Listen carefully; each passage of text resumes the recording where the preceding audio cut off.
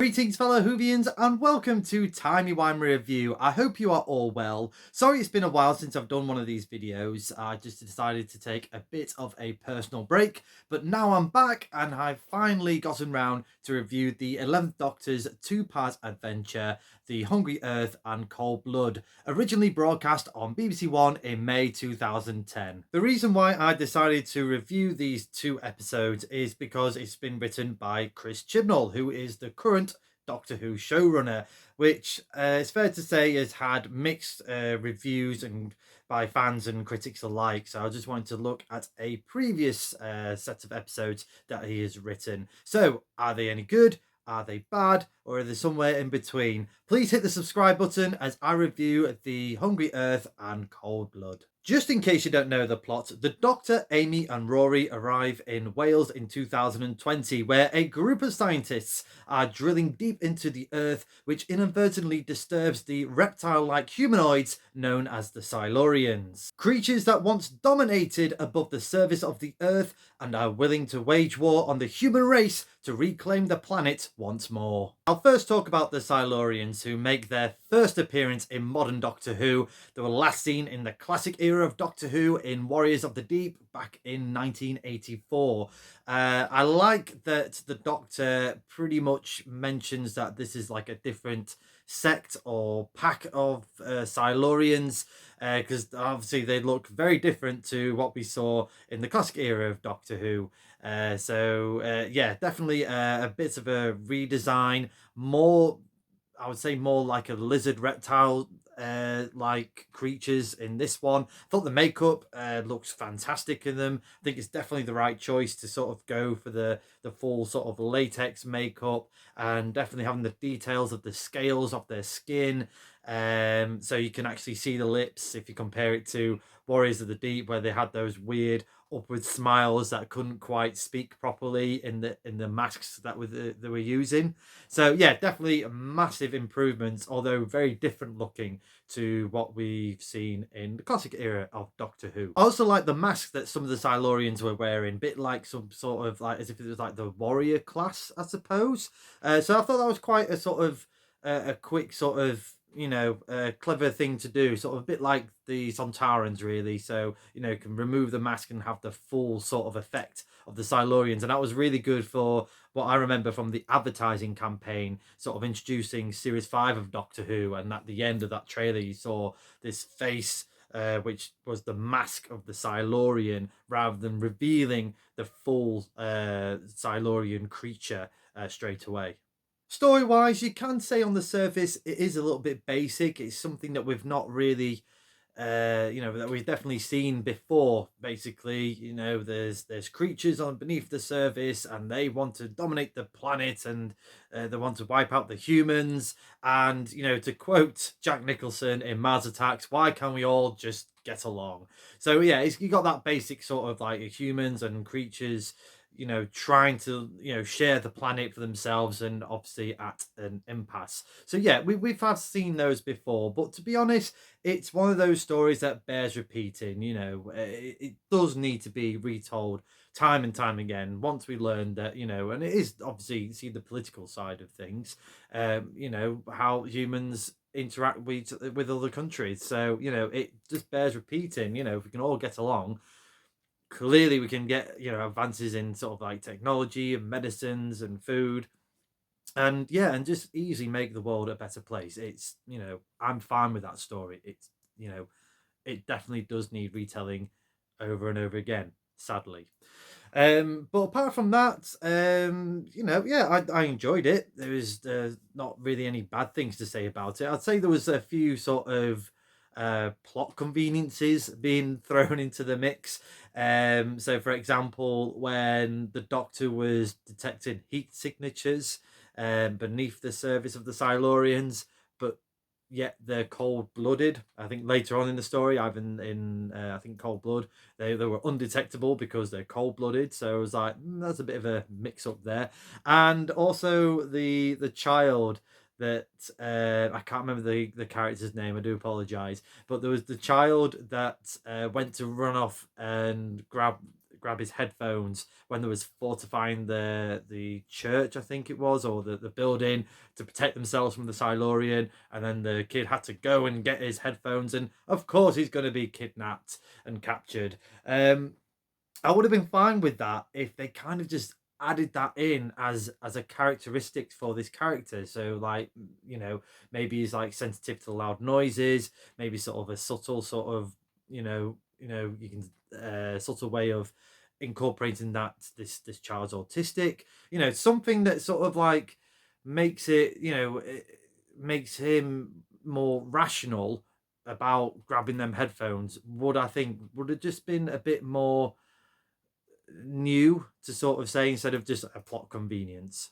Part of the story that I was drawn to was when Rory was separated from Amy and the doctor, and he was with the father and the daughter who captured a Cylorian, a Leia, and she was pretty much goading the humans to kill her or torture her, because she was playing on the human psyche. I thought that was really good, that one of you is going to kill me for whatever reason. I think they should have really pushed that even further. And because that was just quite exciting for me, that one of you is going to slip up. I know one of you is going to try and kill me because of your fear of us.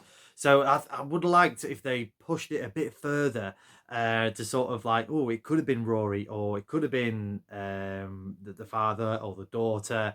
That would have been really interesting, instead of just they didn't quite throw it all away, but they could have really ramped up the tension, in my opinion. Character wise, I love Matt Smith, absolutely love him. He's so on point, and he just goes on from strength to strength in series 5 of Doctor Who and beyond. And yeah, definitely can't fault him here. Just has some great funny one-liners.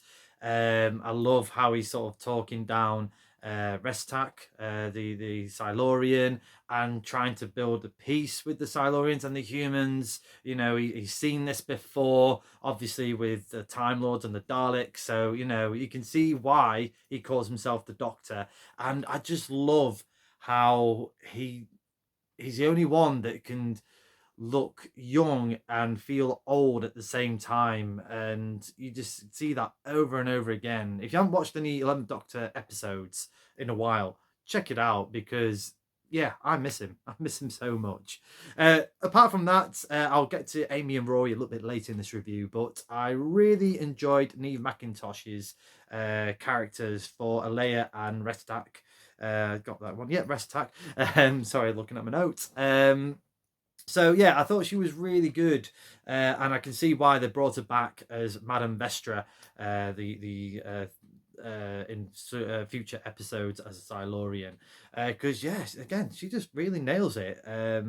Especially with the eyes and the mouth as well, which is always difficult when you're wearing prosthetic makeup. But yeah, I thought she was really good. Again, sort of as Alea goading the humans into trying to kill her.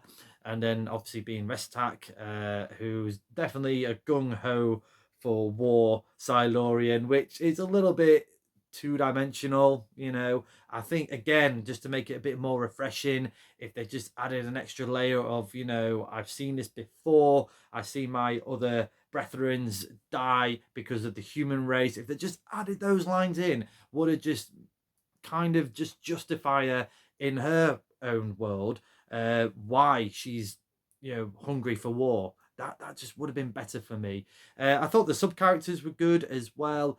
Really liked Nazreen and Tony's relationship. Thought that was really nice and tender, and yeah, just a good mix for this story. I would say the final takeaway from this episode was the ending with the death of Rory, which was, yeah, I would say quite shocking. We just started to have fun with Rory. We started to come on to the adventures with the Doctor and Amy, like in Vampires of Venice. And then, boom, that's it. Yeah, you're done. And then the crack in the wall. And then Rory starts to disappear. Yeah, I mean, Arthur Duval is great. And again, definitely miss Rory. I thought, it was really clever how they introduced the Rory into the world of Amy and the Doctor. I thought it was, again, quite fun to see. And yeah, Amy sells it with obviously the death of his fiance, and then she just totally forgets him, and yeah, really sort of teasing attention between the Doctor and Amy in that sort of sense, even though she's she can't remember him, but there's something clearly missing in her life, and yeah, you get to see that in the future episodes of series 5 with Vincent and the Doctor and the Lodger, and just really just ramping up that season finale with the crack in the wall and the Doctor ripping part of the TARDIS, adding more clues to that mystery of the crack in the wall. So yeah, that was the real takeaway from that. I was sort of thinking, I know it probably wouldn't work out, but I haven't got all the logistics of this, so let me know in the comments below what you think. But I thought, what if it was Amy that died and disappeared in the crack? So it was kind of like the Doctor and Rory sort of having to travel together, and Rory being this sort of just reluctant traveler, and sort of like, why am I traveling with you again? And the Doctor sort of like trying to have to lie to him. He's like, because you said so. You wanted to explore the world and see the universe. So you're doing that. And yeah, sort of like going along with it, like a weird dream, sort of like going along with it, but sort of like no idea why. And then obviously, boom, Amy reappears, and again, sort of just bringing out that tension, and sort of like the Doctor doing it for all the right reasons, but probably doing it all for all the wrong reasons. Again, let me know in the comments what you think of that theory. I'm going to give The Hungry Earth and Cold Blood a Tardis rating of 6.5 out of 10. It's not the most memorable two-part adventure, but I think it was definitely serviceable. I thought Chris Chibnall did a good job of reintroducing the Cylorians into the modern era of Doctor Who. It definitely felt like Doctor Who and the Cylorians. I think he sort of like maybe just drawn some of those story elements in here, but again just retold in a more sort of modern and sort of slimlined way. Like I said, he did do a good job of bringing the Cylorians back to the modern era Doctor Who. Really loved the sort of, again, could have added more to the tension between Alea and the humans. But yeah, it's sort of a good middling really for Chris Chibnall. Definitely not his worst, definitely not his best either. So somewhere a little bit in between. But again, it jogs along at a good fine pace. All the characters are great. All the acting is really good. Really enjoyed Murray Gold's score in this one, especially the sort of the scene where all the Cylorians are ganging up with the doctors and stuff, and you had the sort of the horns and the trumpets, sort of like that sort of kind of Cylorian tension theme. I thought that was really good. So yeah, if you haven't watched it for a while, I do recommend checking it out. It is on HBO Max and BBC iPlayer. And yeah, let me know in the comments below, what do you think of The Hungry Earth and Cold Blood? Where would you rank this two-parter with the rest of the episodes of Series 5 of Doctor Who? Next time on Timey Wimey Review, I'm going to be doing something new on this channel. I'm going to do my first ranked video where I'll be ranking in order the favourite to least favourite stories from season 24 of classic Doctor Who, Sylvester McCoy's debut season as the 7th Doctor. Yes, that season. But until then, thank you very much for watching. I hope you've enjoyed this review. Please like the video, share the video, subscribe to the channel, say hello on my Twitter page at ReviewTimey, and do check out my other videos on the Timey Wimey Review YouTube channel. But until then, as the good doctor once said, Sonic King entering is totally different.